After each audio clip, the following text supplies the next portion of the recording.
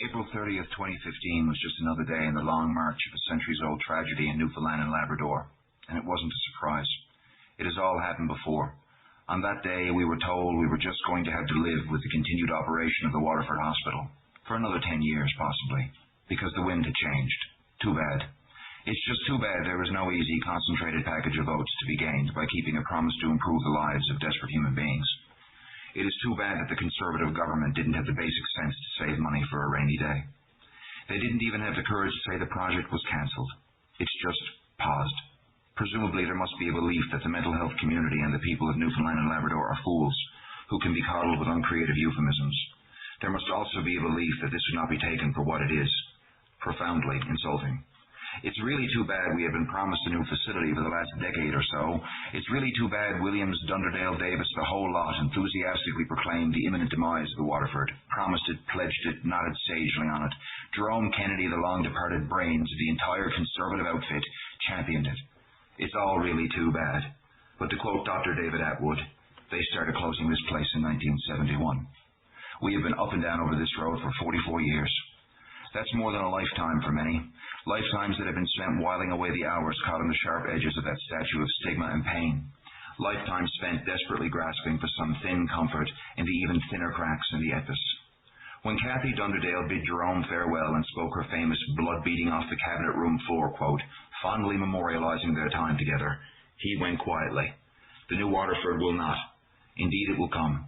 Kicking and screaming into the world like a child if necessary. It will come. At this point, it is without question that some old bureaucrats will bristle at the implications of the above. They will speak of partnerships and stakeholders and alliances and going forward together. All of that. All that has been said 1,000 times before by people long forgotten in the history of our home. They will say that somehow the Waterford is a special project while simultaneously brushing it aside as if it was a culvert. The more things change, the more they stay the same. In the year 1900, a man identifying himself as a, quote, friend of the lunatics wrote a letter to the editor in the Evening Telegram describing how he had witnessed the inmates of the Waterford Hospital being forced to dig a ditch to get a water supply to the building. He wrote, "Is it fair to the inmates of that institution to have them wading in water digging over a half-mile for this supply? I say it is not, and the person in charge ought to be brought to account for his conduct." The lunatics of the year 1900 dug the trenches to bring water to the hospital. They brought it to life. What a creative partnership. The lunatics of 2015 are not digging trenches. We are in them. We stand on the backs of the labor of those tortured men, and we do not forget them. We do not forget what was done to them. We will be digging no more trenches because those who are responsible for the health and well-being of the people of this province fail. We will work in an entirely different way. We are raising this issue to such a level it will become impossible for any politician to turn away from the project. It is you who will dig the trenches this time. We are not the mentally ill. We are the electorate. The day is rapidly approaching when yet another death will not produce yet another inquiry. There will be no more Luther inquiries. There will be a march. There will be candles. There will be portraits, and there will be tears. We no longer require friends of the lunatics to speak for us. We speak for ourselves. We speak for our families. And you are standing in the way of our emancipation. The Waterford Hospital is no longer a hospital. It is the symbolic embodiment of everything that has gone wrong with our society's conceptualization of mental illness and mental health for generations. Its continued existence validates stigma. It is a spiritual blight on the soul of Newfoundland and Labrador. It is harming people with mental illness in this province. It is a retrograde, obsolete, offensive, backward institution with methods to match that is not fit for modern human beings. The new facility we were promised was to be built to implement the recovery model, the dominant model of modern psychiatry. The recovery model starts with the premise that the served person is a human being. This is the emphasis.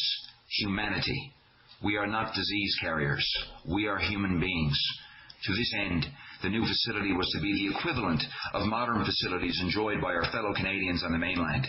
It was to have private rooms to replace the crumbling wards where the misery of people at the lowest point in their lives mixes together through the night. How unreasonable we would want our own room and bathroom, our own key to enter the room, our own sense of safety and security. The new facility was to have a dedicated art gallery with the means to sell same to the public. It was to have a cafe. What foolish ideas. Never mind that these activities have become completely common endeavors of mental health organizations in our province. They are normal and expected. The new facility was to have natural lighting. And what good is that?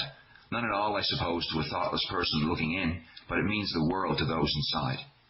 The new facility was to eliminate the line between the community and the hospital as much as possible.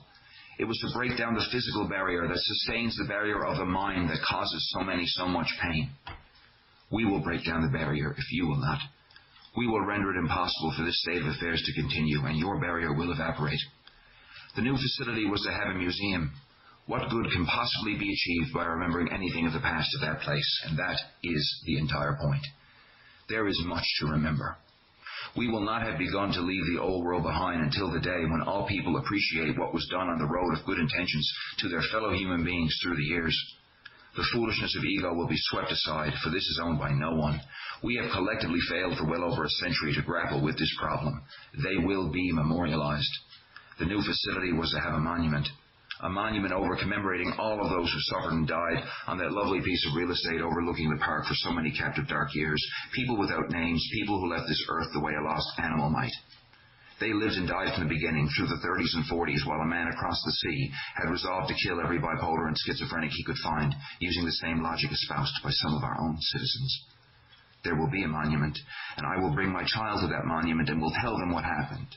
I will tell them what we used to do to people. I will tell them what we no longer do, and I will tell them that if he grows up to be bipolar like his daddy, he does not have to be afraid, because people who care about him made a world where he is safe and loved. This will come to pass, because one thing has changed. The lunatics are not running the asylum. They are running the world outside.